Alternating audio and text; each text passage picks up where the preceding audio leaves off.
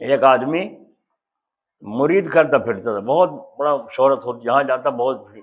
ایک دفعہ ہم وہاں گئے جھنجھانے مسجد میں، دیکھا تو وہاں بھیڑ لگ رہی، بھائی یہاں کیا ہو رہا ہے، آج کیا پروگرام ہے؟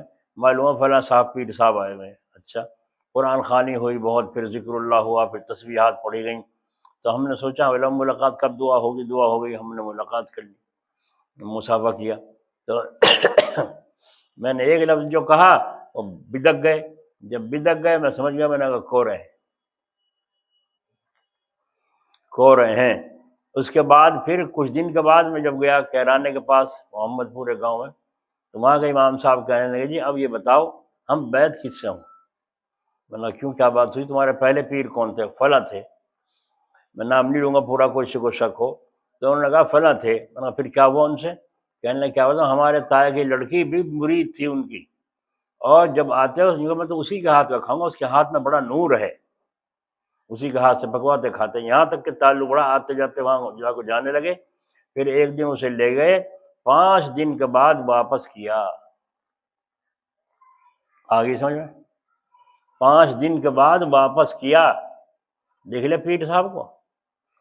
تو اس کے بعد انہوں نے، ماں باپ اس کے بڑے پریشان ہوئے، بڑا غصہ کیا اور اس کو وہاں سے بھگا دیا۔ تو ہم نے سب نے پیر اس سے مرید ہونا توڑ دیا، پیر مریدی توڑ دی۔ اب میں یہ کہوں آپ سے کہ ہم کس سے مرید ہوں؟ میں نے کہا بھائی تلاش کر لو، تلاش کرو۔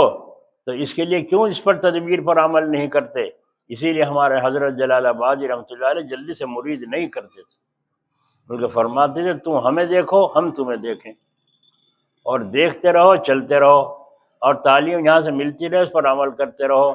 میں تمہیں جانچتا رہوں کتنی پابندی کرتے ہو، تم مجھے جانچتے رہو کہ کتنا ہماری اصلاح میں فکر ہے۔ بیعت ہونا تو دیکھا جائے، یہ تو بیعت ہے، تعلیم اصل ہے۔ ہاتھ میں ہاتھ پکڑ کے اور جھول کے اور بیٹھ جاؤ گھر، اس سے کیا فائدہ ہوا؟ ہم نے دیکھا حضرت کے یہاں ایک تھا سٹھلا گوان پور کا ایک لڑکا، پٹھان کا، میں جب وہاں گیا سٹھلے تو ملاقات ہوئی، بات چیت ہوئی حضرت کے مطابق، تو وہ جلال آباد گیا، پھر ایسا عاشق ہوا حضرت کا کہ وہیں جانے لگا، رہنے لگا خانقاہ میں، کبھی 3 دن، کبھی 8 دن، کبھی۔ ایک دن جو میں نے دیکھا، کالر کی قمیض ختم، بڑے پائچوں کا پاجامہ ختم، کرتا اور شلوار پہن رہا ہے، سر پہ گول ٹوپی ہے، چہرے پہ داڑھی ہے۔ میں نے کہا کیا حضرت سے بیعت ہو گیا؟ کہنے نہیں تو بیعت تو نہیں ہو، اور ابھی تو آنا جانا ہی ہے،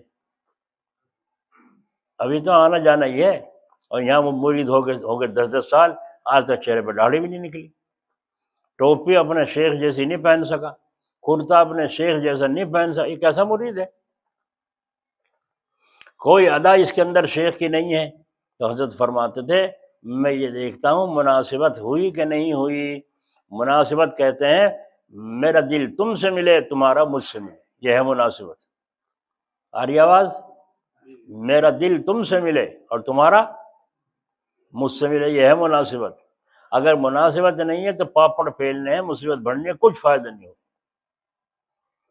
حضرت فرماتے تھے ارے تعلیم ہم آتے ہی شروع کر دیتے ہیں، عمل نہیں کرتے لوگ، اور مرید ہونے کے فکر میں زیادہ لگے رہتے ہیں، اس پر اصرار ہے مرید کر لو، مرید کر لو۔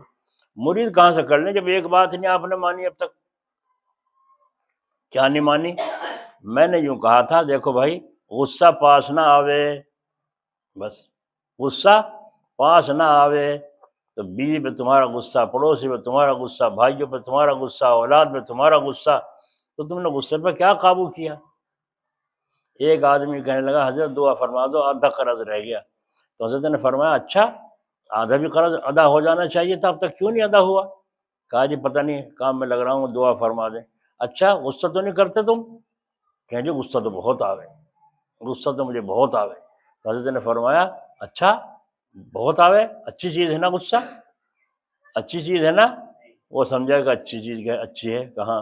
ہاں جی، کہنا ہاں تو بس کرو غصہ، لاؤ لاٹھی اٹھا کے اور لاؤ ایک ریوالور اور لے کے چلاؤ دھواں دھواں، جب اچھی چیز ہے غصہ، تو غصے میں ہو رہا ہے ایسا، غصے میں طلاق دے دی تھی، اب پھر ڈھونڈتا مسئلہ۔